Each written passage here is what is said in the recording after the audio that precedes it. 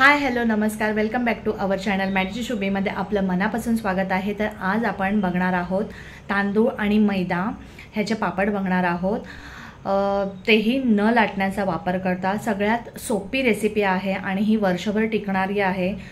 तुम्ही उन्हाळ्यामध्ये वाळवणीचे जे पदार्थ करतात, शहरामध्ये ज्या लेडीज राहतात, ऊन वगैरे येत नसेल तरी सुद्धा हे तुम्ही पापड करू शकता। आमच्या बाल्कनीमध्ये पण ऊन येत नाही तरी पण आम्ही हे पापड केले आणि छानपैकी झालेले आहेत आमचे पापड। सो त्यासाठी काय काय साहित्य लागणार आहे ते बघूया। आणि ह्याला साहित्य म्हणजे घरात जे अवेलेबल असतं त्याच्यामध्ये पण तुमचे पापड होऊ शकतात। सो चला तर मग आपण काय काय साहित्य लागलंय ते बघूया। तर इथे आपण एक मोठी वाटी तांदळाचं पीठ घेतलेलं आहे। वजनी प्रमाणानुसार 300 ग्रॅम तांदळाचं पीठ आहे। इथे हा छोटी वाटी मैदा आहे। वजनी प्रमाणानुसार 100 ग्रॅम मैदा घेतलेला आहे।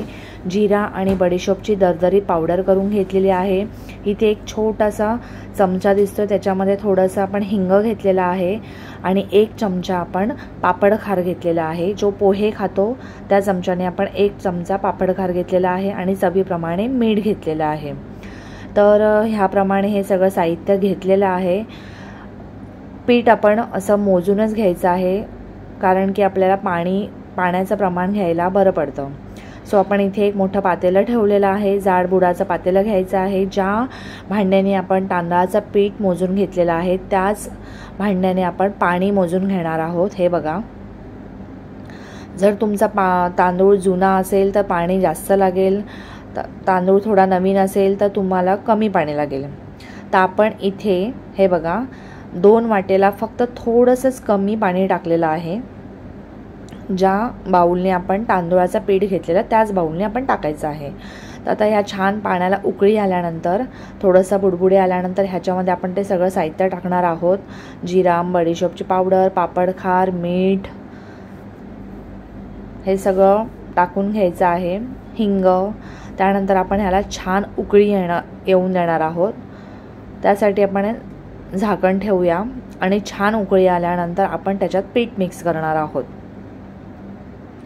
बघूया आता, हे बघा छान उकळलेलं आहे आपलं पाणी। आता आपण हे पीठ त्याच्यामध्ये मिक्स करून घेणार आहोत। पीठ मिक्स करताना तांदूळ आणि मैदा पहिले एका ताटामध्ये पूर्ण मिक्स करून घ्यायचं आहे पीठ, आणि नंतरच त्या पाण्यामध्ये टाकायचं आहे। जर तुम्ही असं मिक्स नाही केलं आणि असंच टाकलं तर मग तांदूळ आधी जाईल, तांदळाचं पीठ नंतर मैदा जाईल, त्यामुळे ते नीट व्यवस्थित मिक्स होणार नाही। त्यामुळे आधी आपण बाजूला मिक्स करून आणि मगच पाण्यामध्ये ते पीठ टाकायचं आहे आणि असं छानपैकी लाटण्याच्या साह्याने आपण त्याला मिक्स करून घ्यायचं आहे। बघूया आपण पाण्याचं प्रमाण कसं होतं आहे आपलं। हे बघा, असं छान पद्धतीने त्याला मिक्स करून घ्यायचं आहे।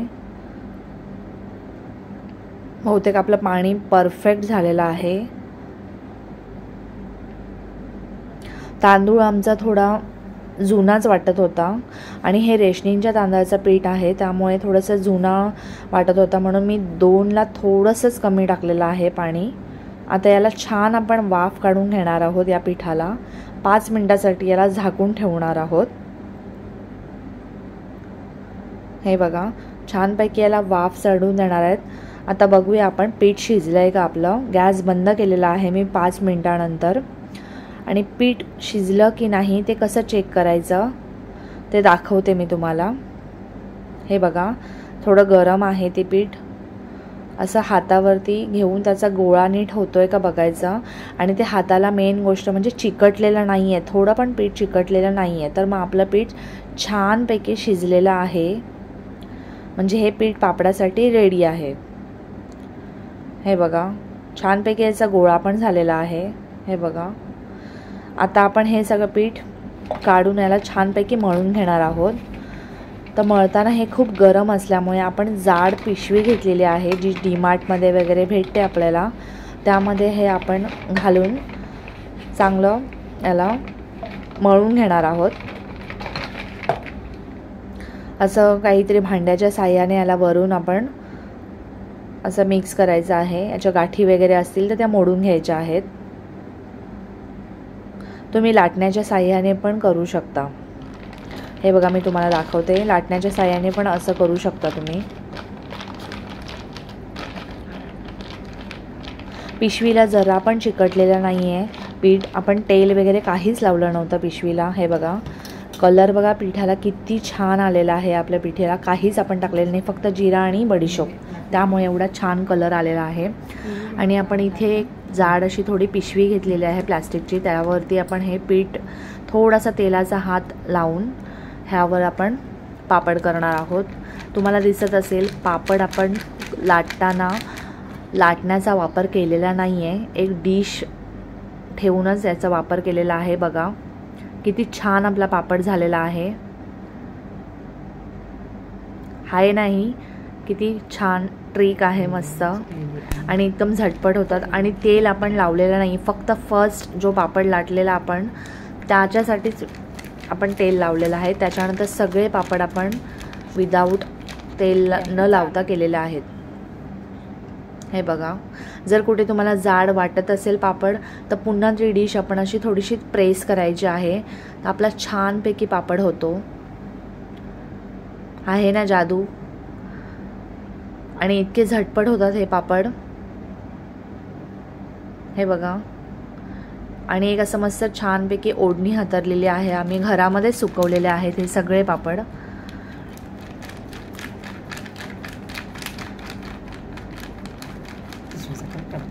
तुम्हाला मी लाटून पण दाखवणार आहे पापड हा, पण लाटणं नाही वापरलं तरी पण हा पापड होतो. हे बघा थोडंसं प्रेस करायचं आहे लाटण्याने, लाटायचं असेल तेव्हा, आणि मग लाटणं फिरवायचं आहे. हे बघा आपलं पीठच एवढं सुंदर झालेलं आहे, छानपैकी आपला पापड होतोय.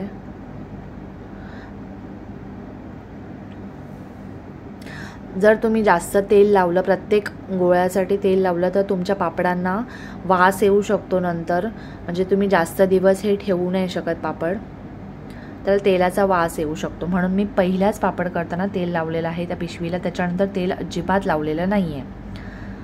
किती सुंदर झालेला आहे आपला पापड. हे बघा आपले पापड सगळे रेडी आहेत. हे सगळे मी डिशच्या साहाय्यानेच केलेले आहेत पापड, फक्त तुम्हाला दाखवण्यासाठी लाटण्याने केला होता तो एकच पापड. किती सुंदर झालेत बघा पापड आपले. आता थोड्या वेळाने 1 तासाने आपण याला असे पलटी करणार आहोत. हे बघा थोडेसे हे झालेत ना, 1 तासाने आपण याला पलटी करणार आहोत. आणि हे आम्ही सगळे पापड घरामध्ये सुकवलेले 2 दिवस. हे बघा संध्याकाळी असे मी परातीमध्येच असे 10 असे गठ्ठे करून ठेवलेले, त्याला झाकून ठेवलं आणि दुसऱ्या दिवशी पुन्हा परातीमध्ये सुकवून ठेवले. छानपैकी आपले पापड 3 दिवस लागले आपल्याला पूर्णपणे सुकायला. हे बघा एकदम खडखडीत झालेले आहेत, असं वाटते उन्हामध्ये सुकवलेले आहेत. आता आपण याला तळून बघणार आहोत कसा होतो हा पापड. याचे कलर आणि ते बडीशोप जिराने किती छान दिसतोय. तर तेल गरम झालेलं आहे आपलं. पापड बघूया किती फुलतोय. बघा डबल पापड झालेला आहे आपला.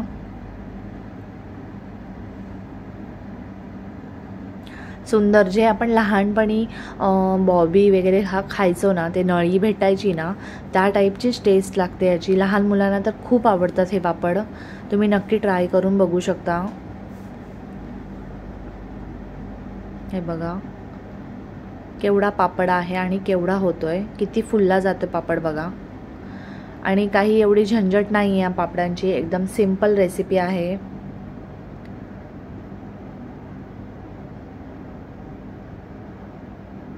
त्यामुळे हे पापड छोटे छोटे करायचे, कारण की हा फुलल्यावरती खूप जास्त मोठा पापड होतो, मग आपल्याला तेल पण कढईमध्ये तेवढं टाकावं लागतं. म्हणून आम्ही छोटे छोटे केले, मग थोडंसं तेल टाकलं तरी त्याच्यामध्ये फ्राय होऊ शकतो पापड आपला. हे बघा तुम्हाला दिसत असेल तळण्याच्या आधीची साईज बघा पापडाची आणि नंतरची साईज बघा, पूर्णपणे डबल झालेला आहे. डबलच्या पेक्षा पण मोठा वाटतो पापड. हे बघा या पद्धतीने हे पापड झालेले आहेत आपले आणि इतके छान झाले, टेस्टी. तुम्हाला दिसत असेल हे लाईटच्या शॅडोमुळे हे थोडे रेडिश कलर वाटतोय, पण एकदम पांढरे शुभ्र पापड झालेले आहेत. सो तुम्ही नक्की ट्राय करून बघा ही रेसिपी आणि कशी वाटली आम्हाला नक्की कमेंट करून सांगा. चला तर मग व्हिडिओ आवडला असेल तर लाईक, शेअर आणि सबस्क्राईब करायला विसरू नका. Till then take care. Bye.